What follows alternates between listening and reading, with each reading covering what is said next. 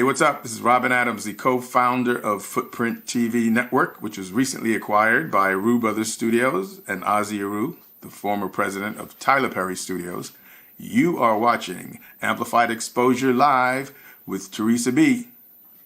Keep it locked. Don't turn it off. Ever. Keep shining. Let it shine. Shine like a diamond.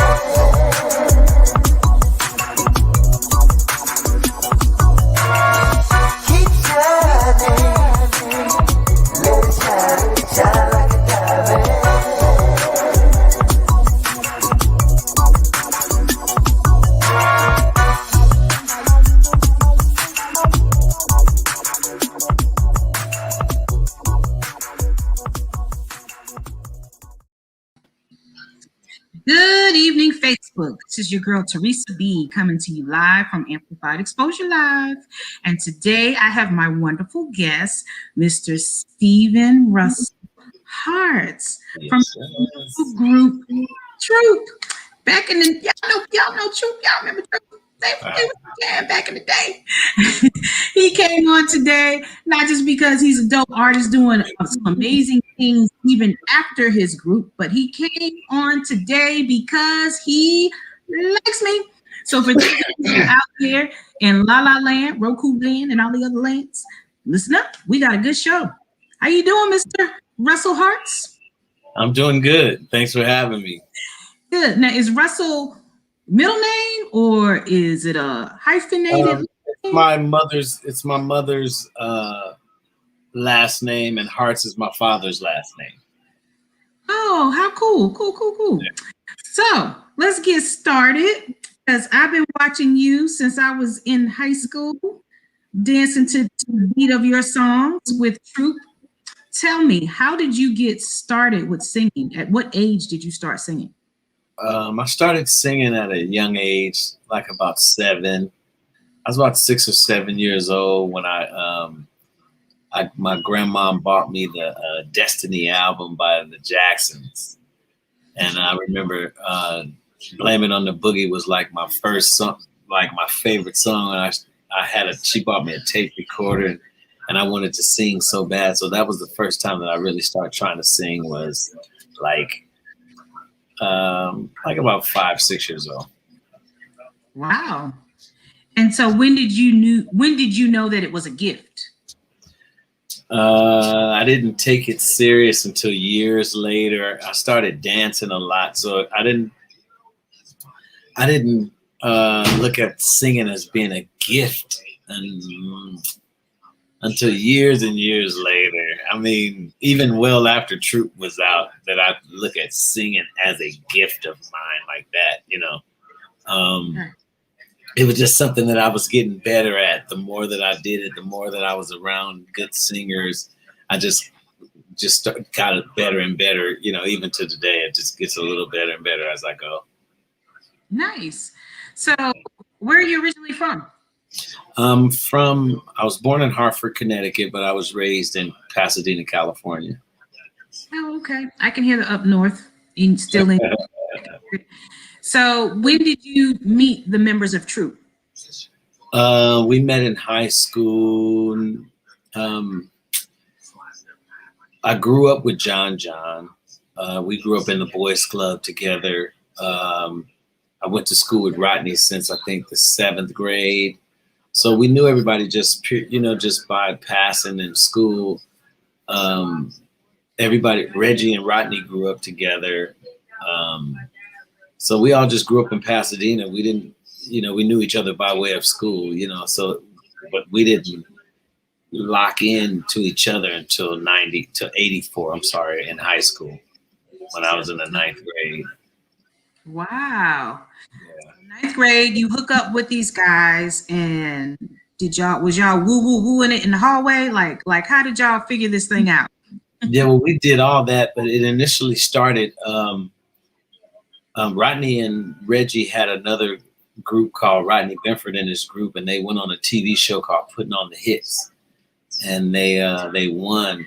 And a producer saw the show and wanted to know if the guys could really sing.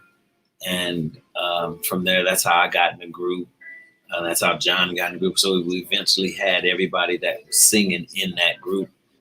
And that's how it started. And yeah, we were in the hallways every year until 1988. You know, we did it from 84 to 88. And then finally in 88, we had our first hit record. You know, we got signed in 86, we got our record deal, but it took like 2 years for us to get an album and to actually come out. Right. And I was still in high school. I graduated high school, but we had a record that was climbing the charts almost #1 right as I was graduating. Wow. Okay. Yeah. And what was the name of that record? That was Mamacita. That was Mamacita, produced by Mark Gordon, Eddie Levert Sr., and the late Joe Levert. Okay. Yeah. Mamacita. I'm trying to remember it. I don't remember that one. So sweet, yet so smart. The only one to have a key to my heart. You don't remember that? Mamacita. Oh, you too young, man. You too young, you know. We're the same age. I'm not too young. That was our first #1 record. That was the song that we debuted with, was Mamacita. All I Do and Think of You Now, that was the second album. Okay. We had a first album before that stuff. What was it? The same words of like "glad to meet you" or something like that in the verse? Yeah, that was in the chorus. I told you. See, I knew that song. I just had to hear you sing it. So as life went on, and then you did your second album, is that where the Grammys came in? We got our first gold album on the second album, which later went on to go platinum. I got my first gold album at that same time. I wrote and produced a song on the Whispers that went gold right before Troop did. But yeah, that's when we got our first. We didn't get a Grammy, but that's when we got our first gold record. The second album. Yeah. Gotcha. And how many albums did you all do together? We've done Truth, Attitude, a little something, Mayday. I don't know, Deeper. Sure, we've done 6 albums, five albums. 5. Yeah. Okay. Yeah. And how many years were you with the group? I've been with Troop for over 30 years, 31 years or so. Okay, so do you guys still continue to tour? Yeah, until COVID, we were out doing dates. Yeah, doing a lot of shows, a few shows a month. Okay, nice. Yeah, we've been original members. Yeah, we've been performing the entire time. Wow, that is amazing. Because normally, you hear groups breaking up and never getting back together, but you guys have stuck together over 30 years. That's pretty cool. Yeah, we've gone through our issues, but we've managed to, fight them out and stay together and stay working. Nice. Do you all live near each other? A couple of us do, but not so much. We're in the same. We're in Southern California here, but everybody's not exactly so close to each other. Hour, 30 minutes like that. Okay. So the Grammys come in. When did that start? Well, Grammy started when I pursued the career of becoming a songwriter and producer for other people. That's where the Grammys came in. I got my first Grammy, produced a song on Jennifer Hudson called Invisible. And that was my first Grammy. And then my second Grammy came from a song I co-wrote called Take You Down, Chris Brown. And that was my second Grammy. And my third Grammy was another Chris Brown project, was Fortune and Fame. I did a song on each one of those albums, and that was my third Grammy. Wow. Yeah. I have a younger brother that actually does security for Chris Brown. That's amazing. Oh, that's dope. Yeah. Yeah. Even though he didn't give me free tickets to the last concert, but you know what I'm saying. It's tough. It's tough. That's what people do to you, man. It don't matter if you blood or not. You don't get a chance. You don't get a chance. So that's good. So yeah, I remember Take You Down. That was one of my favorites back in the day too. So through the 30 years of performing and making hits for others, what other business ventures have you gotten into? Because I see a lot of stuff listed in your bio. I just finished my first season of a short film called Day Ones. So I'm a filmmaker now. I'm officially a filmmaker. I'm Wow. almost finished with my autobiography. And that's pretty much it. I mean, I sell art. You know, I'm an artist as well, and I sell my art. I have my own media company called Motel Music Media. I've released 4 solo albums, about 3 troop compilations, and tons of singles, just in a couple videos on my own media company, and now my first film. My streaming company is called Black Box, coming soon. Black Box Original Films.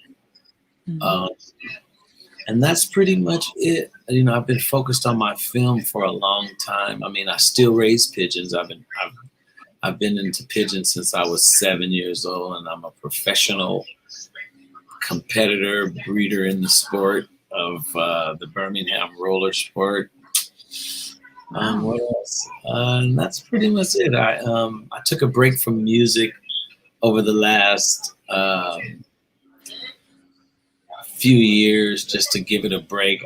You know, being in the studio every day for so many years, I just wanted to give it a break. My mom transitioned, so that just made me look at my life a little different. So I've been really just enjoying my family and enjoying my children and just enjoying breathing rather than, you know, pursuing someone liking a song or, you know, just pursuing something different in my intentions, you know. Yeah. But that's pretty much it. You know, starting my film company was big for me. I've always wanted to do it. I've always been intrigued by film and filmmaking. So to do my first film and involve all of my kids, it's been exciting. So I'm using the music for the films now, you know. So it still goes hand in hand. Yeah. Nice. So out of all the music you've made, because you have a plethora, your catalog is large, what was your most favorite song to make?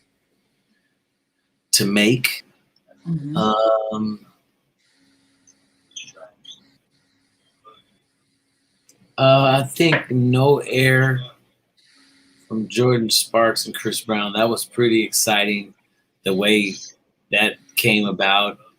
And a song that I produced on a group called B2K, a song called Gots to Be. That's probably one of my favorites. No, you didn't mention B2K. That's my 23-year-old's favorite group of all time. I produced a song called Gots to Be for them, and I wrote a song and co-produced it with my friend Troy Taylor, a song called Why I Love You for them. So I have a couple songs on B2K. Wow, I did not know that. Yeah, Charlie Wilson, Ruben Studdard, Kiki Wyatt, Monica, Tyrese, Tank, Joe. I worked on Aretha Franklin, the movie Dreamgirls, Shark Tale, Shrek, Kung Fu Panda. I've just kind of been all over the place the last 20 years, just doing some of everything, you know. Wow, your resume is long. So are you writing lyrics also, or are you? I've always written lyrics. Okay, and you do the production as well? Yes. Wow. Congratulations on all the great success. That is awesome. Oh, so, thank you. Out of all the artists that you have worked with, which one was the most favorite to work with that you enjoyed being around? Wow, so many. I enjoyed being around all of them, to be honest, but Charlie Wilson has to be my favorite because I grew up with his pictures on my wall, So to be in the studio writing a song for him and him singing some lyrics that I wrote and singing a melody that I did, I mean, that was just all like unbelievable, Even to this day, it's just unbelievable. And Howard Hewitt, writing a song with Howard Hewitt, that was amazing. Again, on my wall, idol. Yes, I love him. I just interviewed him last night. Okay, yeah, that's my big bro, man. So I have a couple favorites, working with Aretha Franklin, working with Mario when he was 14, Chris Brown when they were 14.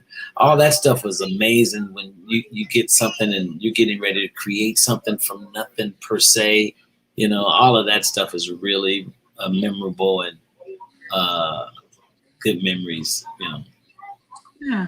So does the talent run in your family? Do you have any children that are musically inclined? Yes, all of them actually. My mom was a singer. My dad was a singer. My daughter Sia Moon is an established independent artist. My son Stevie Harts, Put Your Heart in It. He's an established independent artist. My youngest son, my 6-year-old, is a singer and young producer already at 8 years old, helping me produce records and stuff. So it definitely runs in the family, Do you have a studio in your home? Yeah, I have a little setup that I create and, I work on my film and stuff. Yeah. Okay, good. So music industry has pretty much been good for you. Yeah. Is there any advice you want to give to that young indie artist that is trying to start? Well, for any artist, I would say have some structure to add some structure, some on-purpose structure to your journey, starting with yourself and making sure that you look good on paper, establishing your credit, just taking care of yourself so that you can use the music in your life. It can benefit you. What you do with the music can benefit your life because you've taken care of the other side, and also, just don't be so quick to sell your stuff. Like, don't be so quick to value yourself, value your material, and just see your end result. Focus on your end result and the feeling that you would get from that end result, and feel that way in the moment. Right. I think that's the best advice I can give, because we go so long yearning and seeking this thing that's going to give us this feeling, when we can have that feeling in the moment, which helps you get that. Because if you're experiencing the feeling now, then you've already arrived at that thing that you're seeking otherwise. And that's, it really works. So I would advise that. And any young artists know that it's a business and respect it as a business. Outside of the studio, it's not creative, it's business. Don't be afraid to be a business person as well as a creator. Yeah, that's awesome advice. So you and I connected through me hearing you speak on Clubhouse. Right. And I know on Clubhouse, there's a lot of indies that come into our groups to give their songs, and they lease beats, and they're just not taking it as serious as people our age. Yeah. What advice would you give to that? Because those lease beats, I'm gonna tell you, they drive me crazy. Like, well, I mean, nowadays, people do what they have to do to get their money. So it's really hard to say. It's hard for me to say, because people, everybody have their own hustle. I would just say, if there's any way that there can be some, I don't know. It's hard for me to say, because just like I write songs and I produce songs on other people, and I have a reputation that pays for itself. Some people don't have that, and they might just only have those beats to flip, you know. Right. So it's just hard to say, you know. I just think to each one, teach one, you know. If we want a certain kind of music to exist and to be around guys like me and my peers, we have to produce that music. We have to do our part in it, because as far as creativity is concerned, you know, people are free to create and do whatever they want, whether we're into it or not. You know, they have that freedom of expression. So I just think the other creators shouldn't feel intimidated because there's a different type of creativity going on. I think we all should just continue to create, you know, then let God, let the universe figure out the rest. You know, it's enough sun for everybody to get some shine. Yeah. Do you think the digital era has destroyed the industry? Well, it's maneuvered it because they're still in control. I mean, you still have people who are in control of the distribution, Apple Music, Orchard. You got all these different entities that still are one conglomerate of Spotify, Tidal. It's just a couple little hierarchies that run everything still. So it's just became a new way of business in the same business. I think it's for the songwriter. It really hurt the songwriter because the value of the song went down. You can get any song for $9 a month. Mm-hmm. So that means one great song has went down in value tremendously. You know, so it hurt the writers, but it didn't hurt the industry in the sense of the money that they're going to make from the streams. You know, they're still going to make the money from streams. I think it opened up the door for independent artists to shine. You know, I never did, even when I was signed to a major label, I never liked the fact that you had to meet somebody else's standard to be good or to become somebody. I hated that there was somebody sitting in the chair that could say, I'll sign them. You know, I've just never liked that. So I love the fact that I can release 4 solo albums coming from a group from the early 90s and sell music. My company make music off of my product because there's people who enjoy the music and they're not concerned about how old I am, what group I was in. They love the music and they buy it and support it. So I love that part of it, because you know, there's no record company alive right now would even consider me valuable to an asset to their company, but yet to my own company, I'm a major asset. You know, right. So right. I love that. I absolutely love that part of it. You know.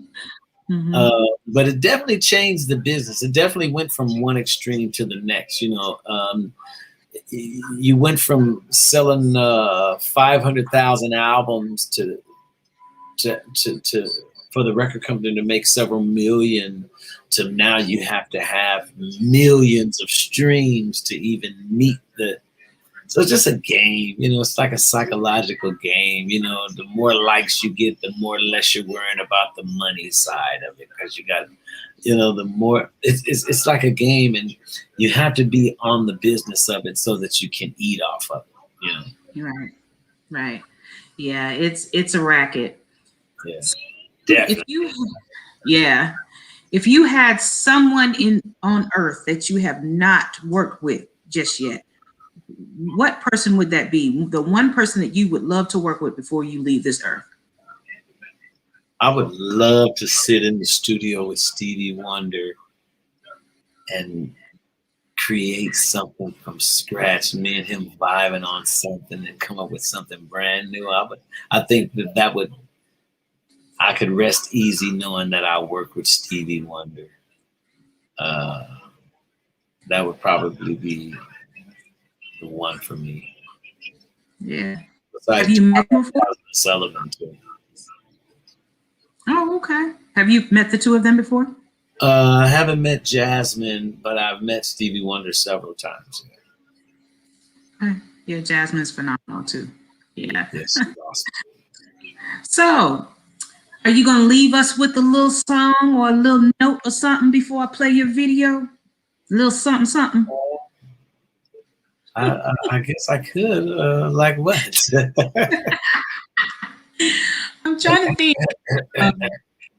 Maybe one of a slow song or something that you don't sing the one that I'm about to play. Okay. Sing something else. Let me see. I will always love you. Hold you with this ring. I pledge I will be the best. I will be the very best. I will always love you,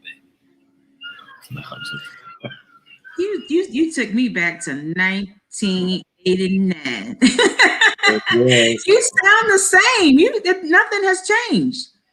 No, not yet.